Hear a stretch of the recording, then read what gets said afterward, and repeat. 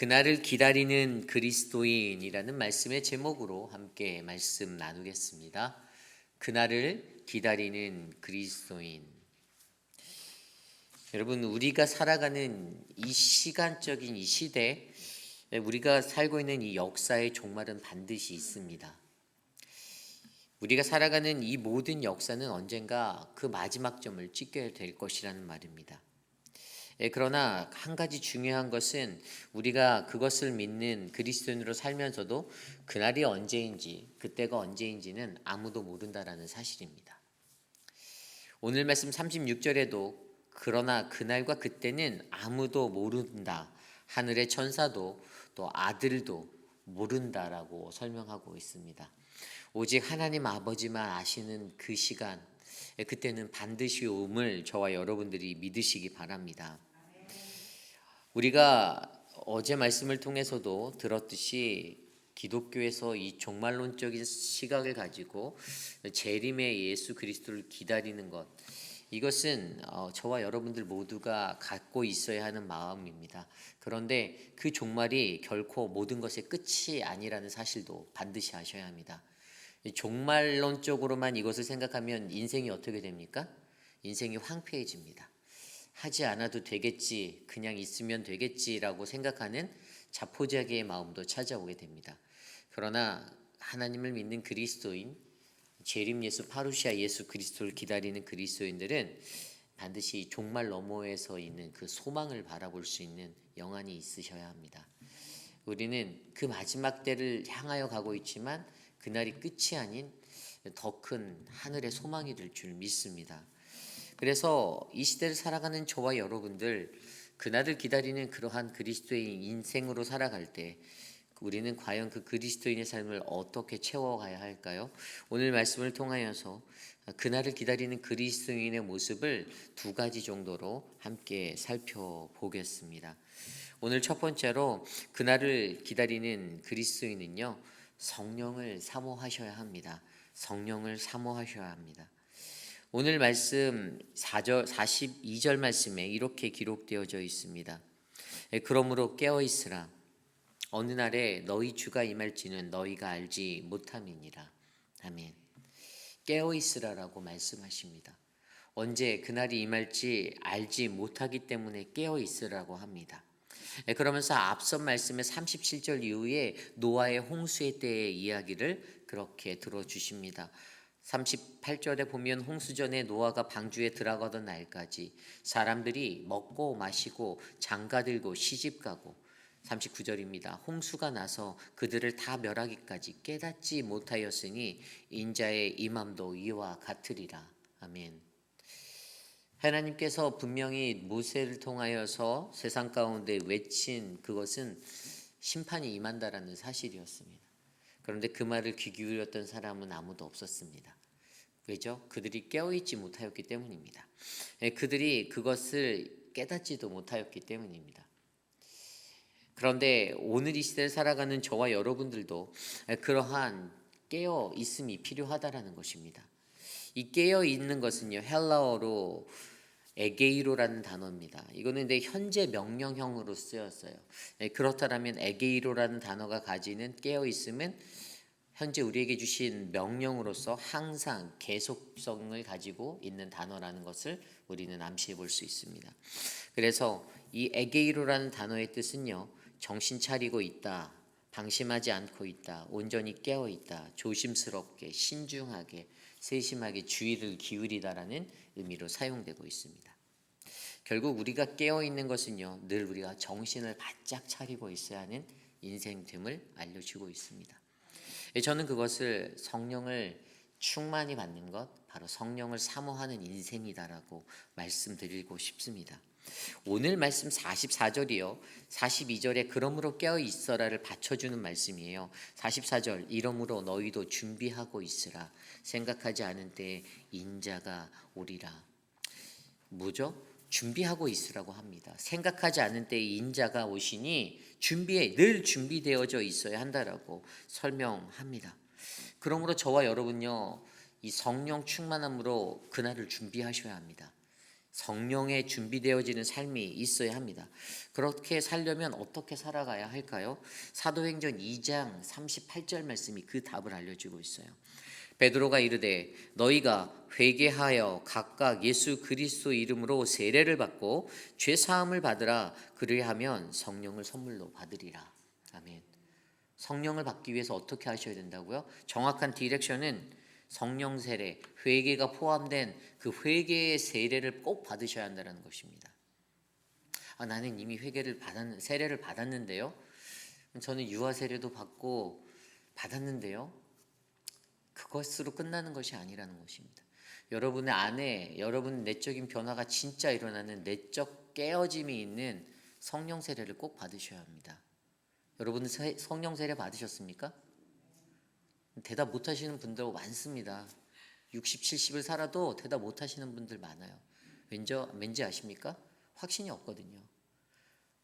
예전에 어렸을 때든지 젊었을 때 목사한테 세례를 받긴 받았는데 이게 성령 세례인지 그냥 잠깐 하는 예식인지 혼미하거든요. 그래서 모를 때가 많다라는 것입니다. 그런데 반드시 죽기 전에 확신하셔야 합니다.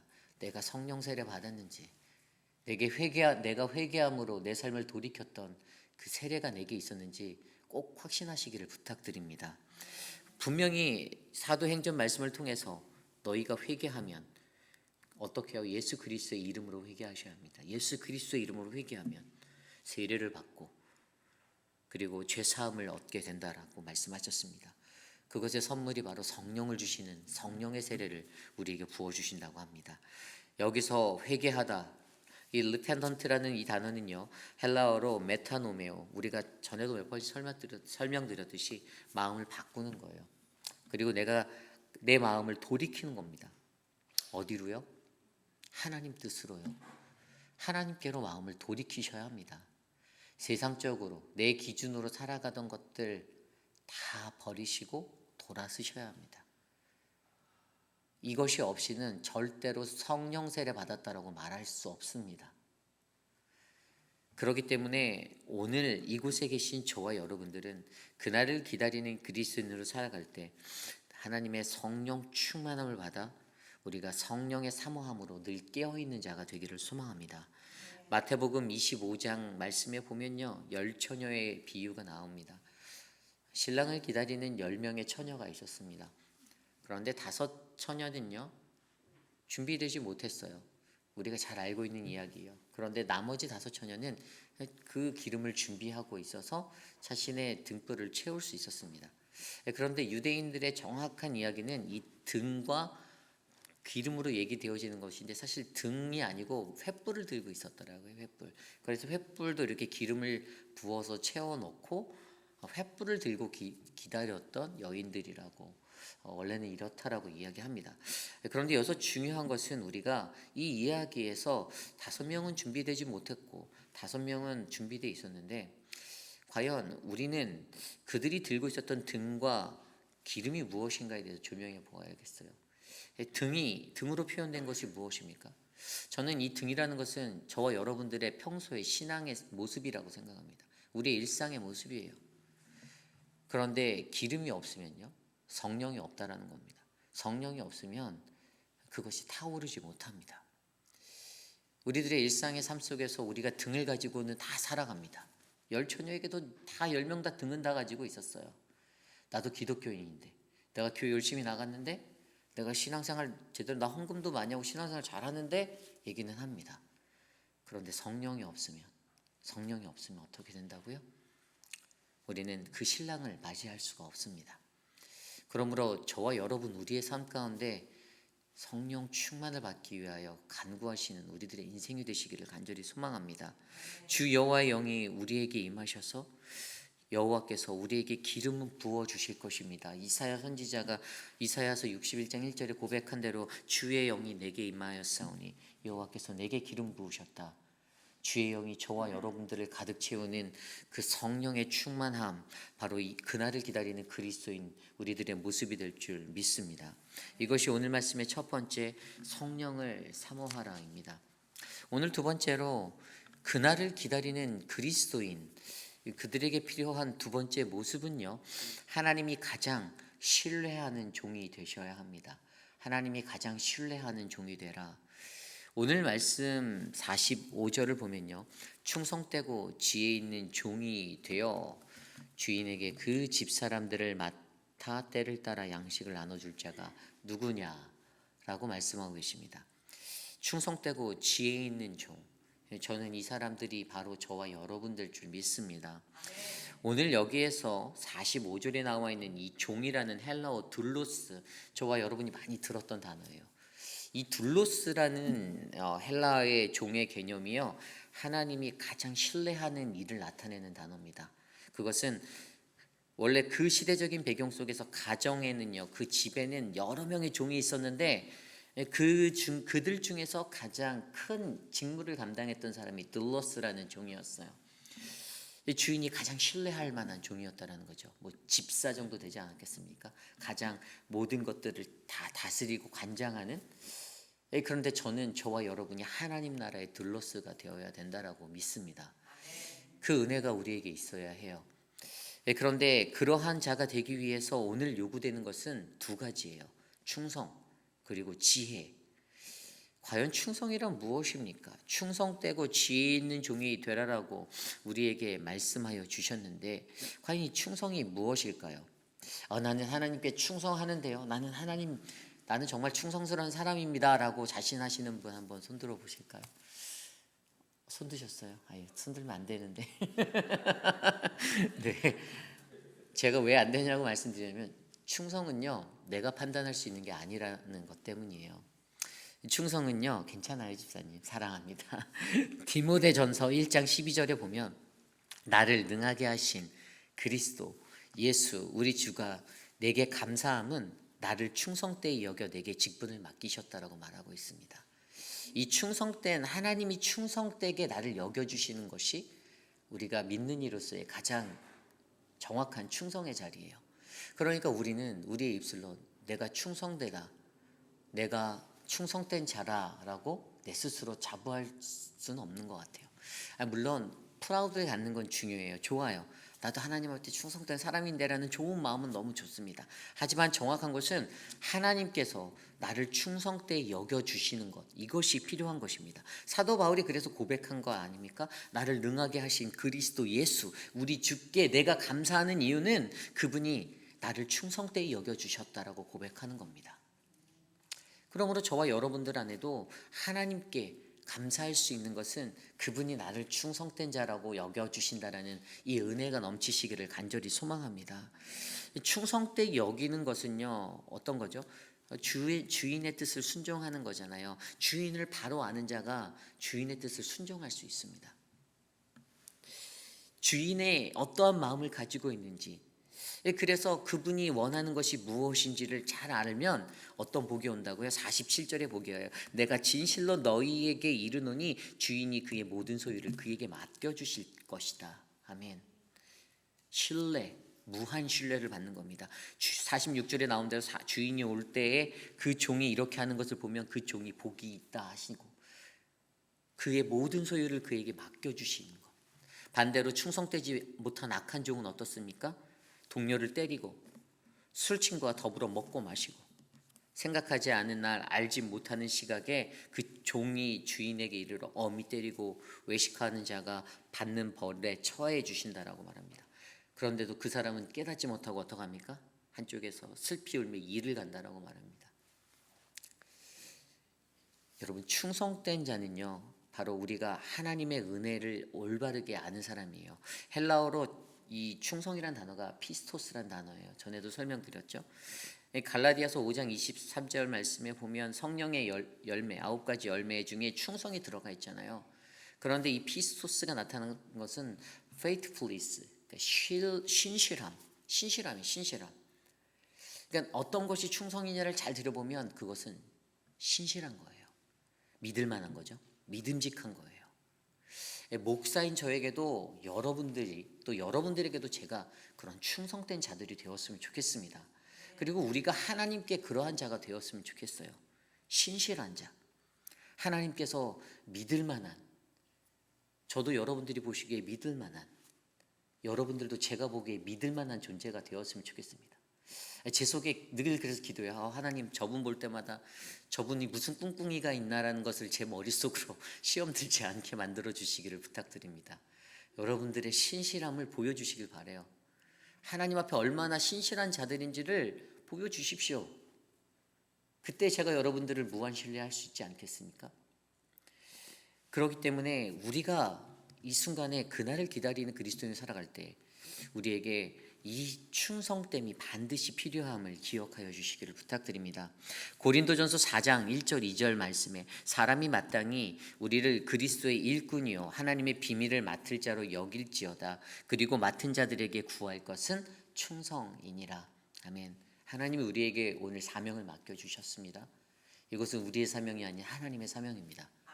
그리고 그것 앞에서 우리가 구할 수 있는 것은 오직 충성됨, 그 신실함을 하나님께 보여드리는 것입니다. 그러므로 그 충성됨이 저와 여러분들 안에 넘쳐나기를 간절히 소망합니다. 마태복음 25장에 보면 달란트 비유의 이야기가 나옵니다. 어떤 이에게는 5달란트를, 어떤 이에게는 2달란트를, 또 어떤 이에게는 1달란트를 맡겨두고 그 주인이 잠깐 다른 곳에 떠나갔습니다.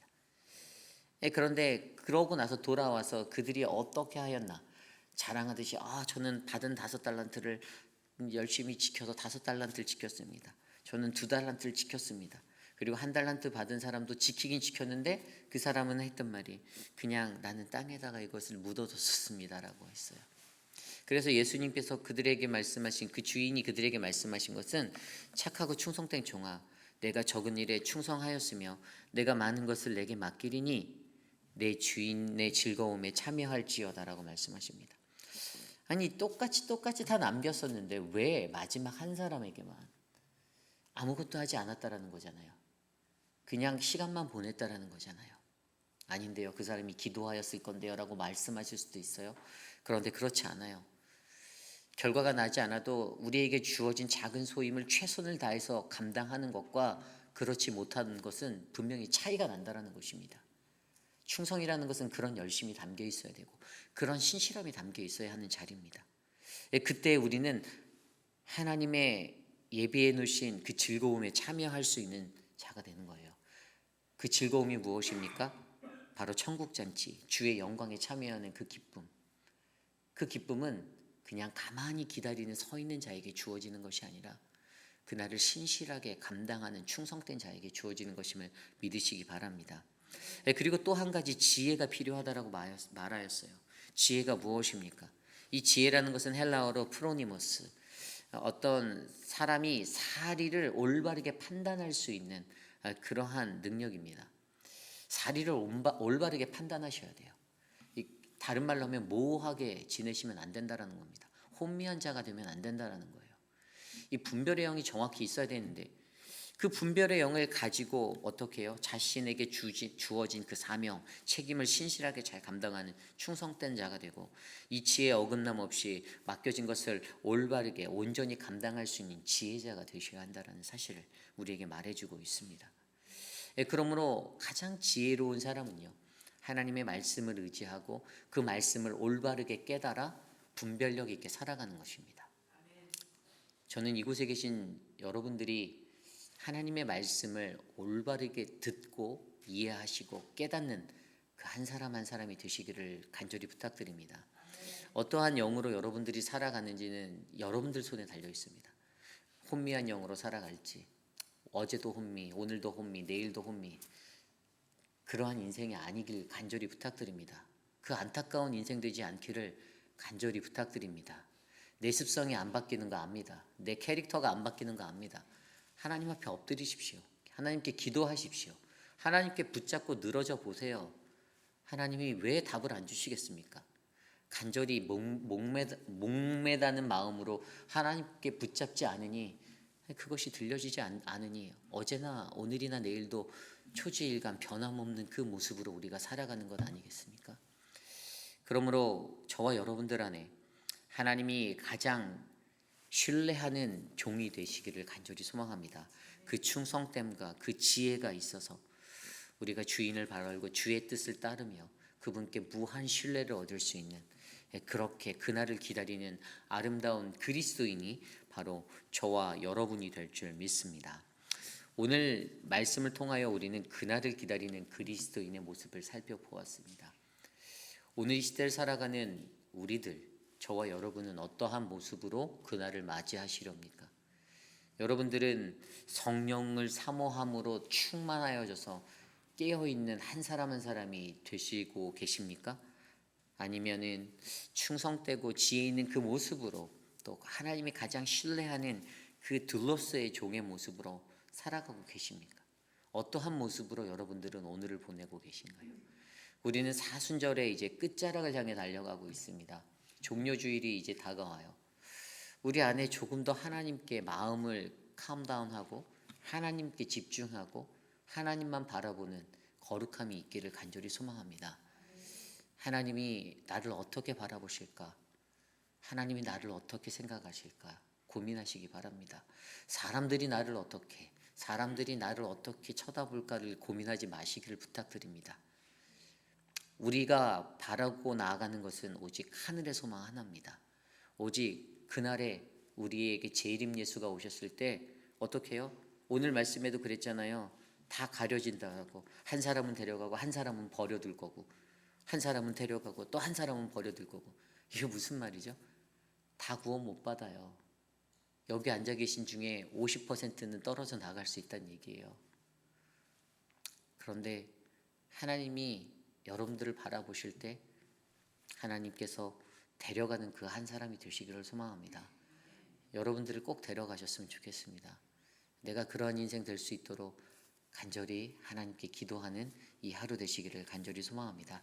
이 시간 오늘 주신 말씀을 놓고 함께 기도합니다. 역사의 종말은 반드시 찾아올 것입니다. 하지만 그때는 아무도 모릅니다. 언제가 그날인지 우리는 그 시간적인 타이밍을 절대로 정확히 맞출 수 없습니다. 그렇기 때문에 우리는 예비하여야 합니다. 우리를 준비하셔야 합니다. 성령 충만하게 성령을 사모하는 모습으로 살아가셔야 합니다. 그래서 깨어 있어야 합니다. 그분이 불현듯 찾아오실 때에 우리는 횃불을 들고 그곳에 등불에 기름을 채워 그분을 맞이해야 합니다. 우리는 하나님의 충성된 자가 되고 하나님의 지혜 있는 종이 되어 하나님이 가장 원하시는 그 들로스, 가장 신임받고 가장 신뢰받는 그 한 사람의 종이 되어 우리는 그날을 맞으셔야 합니다. 그때 하나님께서 우리에게 크신 구원의 역사를 베풀어 주실 것입니다. 그러한 인생이 되기 위해 기도합시다. 하나님, 내 인생이, 나의 삶이 하나님 그러한 거룩한 그리스도인 되기 원합니다. 하나님, 나를 도와주시옵소서. 함께 기도합니다.